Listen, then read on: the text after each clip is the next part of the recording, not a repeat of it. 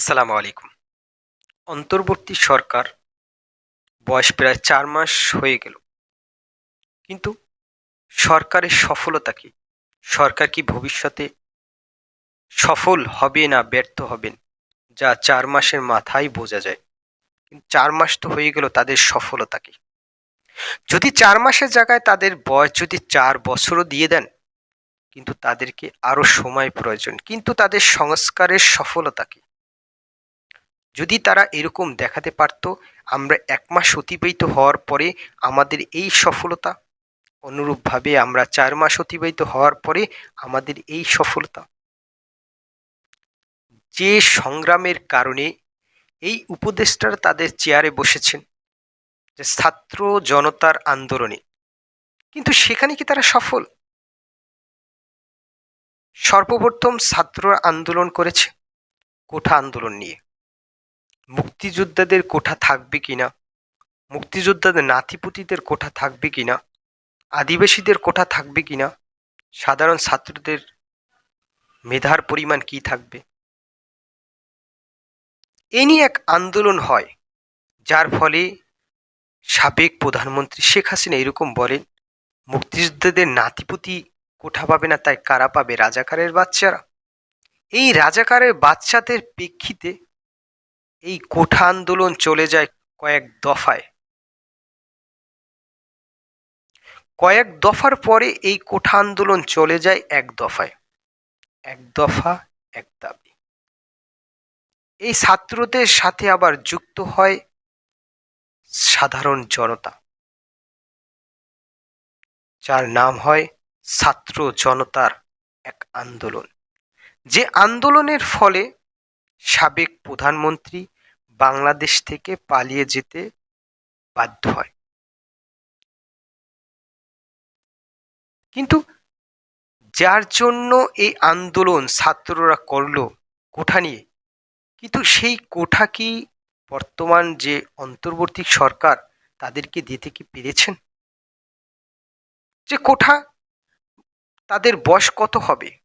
৩০ হবে, না ৩২ হবে, না ৩৫ হবে, বা কোনো বয়স সীমাই থাকবে না, কোনো কোঠা সীমাই থাকবে না, যার বর্তমান পর্যন্ত আন্দোলন চলমান।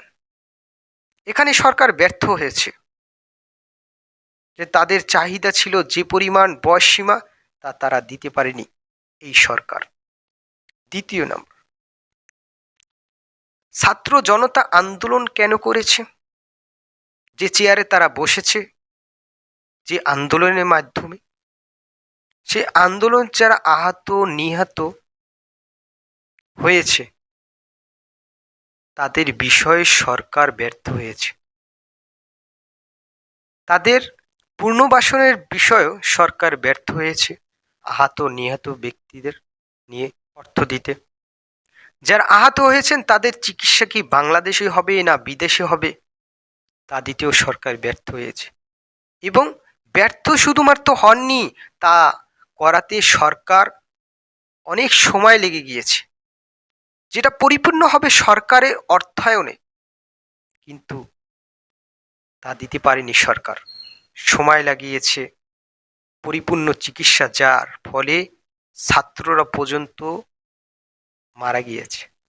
এবং এই যে আন্দোলন তারা করেছে, এর বিচার পর্যন্ত সরকার করতে পারেনি, যা এমন গতিতে চলতেছে যে 2G 3G 4G 5G এই গতি, যে জায়গায় যদি ধরা হয়, যেখানে মানুষ চেয়েছে এই বিচার ব্যবস্থা 5G 6G গতিতে, কিন্তু সেখানে সরকারের কাছ থেকে তারা পাচ্ছে 2G বা 3G গতিতে। তাও হবে কি না, হবে কি না, এই অবস্থা। গণ অভ্যুত্থানের যে বিচার, এই বিচার নয়, পিলখানার হত্যাকাণ্ডের বিষয়, তাও একই অবস্থা। যে এর জন্য কি কমিটি গঠন হবে কি না, একবার তো না, হবেই না, পরবর্তীতে আবার হবে। স্বরাষ্ট্র মন্ত্রণালয়, কি অবস্থা! এই সরকার কি আমরা চেয়েছিলাম? আমরা তো এই সরকার চাইনি। আমরা এই ধরনের সরকার চেয়েছি, যে চাওয়ার আগে পেয়ে যাব। আমরা এইরকম সরকার চেয়েছিলাম, কিন্তু আমরা সরকার পাইনি। আমরা সরকার ব্যর্থ বলে মনে করি। তাদের সময় প্রয়োজন। ১ মাস যখন হয়নি তখনও তারা বলেছে সময় প্রয়োজন। ৪ মাস হয়ে গেছে তখনও তারা বলছে সময় প্রয়োজন। তাদেরকে যদি ৪ বছর দেওয়া হয় তাদেরও সময় প্রয়োজন। তারা সংস্কার তখনও তারা করবে। আরও ১ বছর লাগবে। ৫ বছর পূরণ হওয়ার পরে আবার তাদের ক্ষমতায় আনতে হবে। বোঝায় নির্বাচনের মাধ্যমে তারা ওই চেয়ারে তারা বসেছে। কিন্তু তাদেরকে তো নির্বাচন ভোটের মাধ্যমে তাদেরকে কিন্তু চেয়ারে বসানো হয়নি। তাদেরকে বসানো হয়েছে এক সংগ্রামের মাধ্যমে। তা ছিল একটি বিপ্লব, যে বিপ্লব হবে 6G 7G গতিতে, বা আরো বেশি গতি প্রয়োজন হলে গতি। তারা এমন কিছু দেখাবে যে বিশ্বের কাছে বাংলাদেশের অবস্থা এরকম। কিন্তু বাংলাদেশের মানুষ তা পায়নি, যার ফলে বাংলাদেশের পরবর্তীতে অবস্থা এরকম হতে পারে যে এই সরকার ব্যর্থ হতে পারে। যে দীর্ঘ ৪ মাসে যদি পার্সেন্টেজ ধরা হয়, ১০০ ভাগের ভিতরে ৯০ ভাগ সরকার ব্যর্থ হয়েছে, ১০ ভাগ সরকার সফল হয়েছে। ব্যর্থতার পিছনে কারণ কি? যদি ব্যর্থতার পিছনে যদি কারণ ধরা হয়, যেটি কারণ এই উপদেষ্টাদেরকে নিয়োগ দেওয়া। যে উপদেষ্টা এমন যাদেরকে নিয়োগ দেওয়া হয়েছে যাদের বয়স ৬০-এর অধিক, যাদেরকে কোনো সরকারি কোনো স্থানে চাকরি যারা করতে পারবে না, বেসরকারি কোনো স্থানেও তারা চাকরি করতে পারবে না, এরকম ব্যক্তিদেরকে এই মন্ত্রণালয়ে নেওয়া হয়েছে। ২য় নম্বর যাদেরকে নেওয়া হয়েছে অদক্ষ, যারা দক্ষ নয়, তাদেরকে এই মন্ত্রণালয়ে নেওয়া হয়েছে। ৩য় নম্বর যাদেরকে নেওয়া হয়েছে যা নিয়ে মানুষ সমালোচনা করে, তাদেরকে এই সরকার নিয়েছে। কিন্তু এই সরকার বয়স্ক, অদক্ষ এবং সমালোচিত এই উপদেষ্টা দিয়ে এই সরকার কত চলতে পারবে? যার দীর্ঘ ৪ মাসেরই তার প্রমাণ যে সরকার ব্যর্থর দিকে। যদি এই সরকারকে যদি আরও ৪ মাস বাড়িয়ে দেন, তাহলে এই সরকার দেখবেন এখন ৯০% ব্যর্থ, সামনে আরও বেশি ব্যর্থ হবেন। এর পরিমাণ ক্রমে ক্রমে পার্সেন্টেজ আরও বাড়বে, ৯০%-এর জায়গায় ৯৫% হবে। কিন্তু এই সরকার সফল হয় কিভাবে?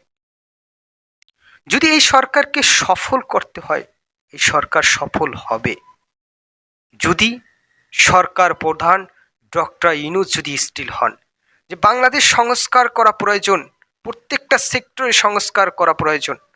বিচার ব্যবস্থা, খাদ্য যে অবস্থা কি, সেখানে কোথায় সংস্কার প্রয়োজন, পোশাক খাত কোথায় সংস্কার প্রয়োজন, শিক্ষা খাত কোথায় সংস্কার প্রয়োজন, এভরিথিং বাংলাদেশের কোন সেক্টরে সংস্কার প্রয়োজন, সেই সংস্কার করার পাশাপাশি উপদেষ্টাদেরও সংস্কার করা প্রয়োজন। যদি উপদেষ্টাদের সংস্কার করতে পারে, তা আগামীতে এই বাংলাদেশের অন্তর্বর্তী সরকার ডক্টর ইউনূস সফল হতে পারবেন। আর যদি এই উপদেষ্টাদের যদি সংস্কার করতে ব্যর্থ হন, শুধু বাংলাদেশেরই সংস্কার করেন, এই পরবর্তীতে এই অন্তর্বর্তী সরকার ব্যর্থ হবেন। সেটা হোক ৪ মাস পরে, ১ বছর পরে, এই সরকার ব্যর্থ হবেন, ডক্টর ইউনূস সরকার। সবাই ভালো থাকুন, সুস্থ থাকুন। আল্লাহ হাফেজ।